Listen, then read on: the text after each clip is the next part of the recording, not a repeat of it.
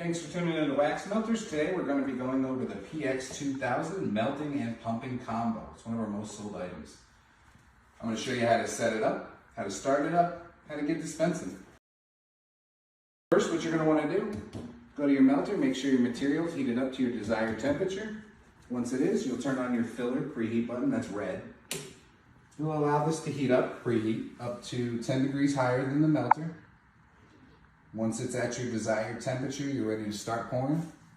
All you're going to do is come over, open the ball valve, turn on the pump power button, and activate your dispenser.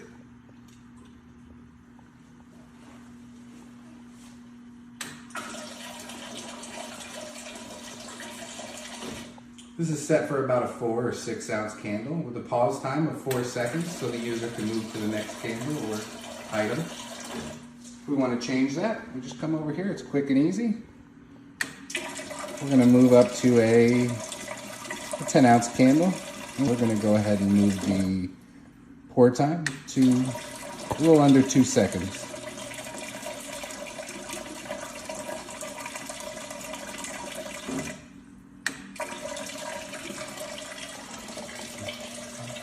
Now I'm going to turn off the system and go ahead and show you about the maneuverability of it.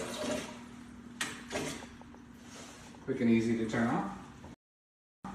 Now if you have your pouring surfaces all in front of you, you have a full 360-degree range of motion. I apologize about the wall.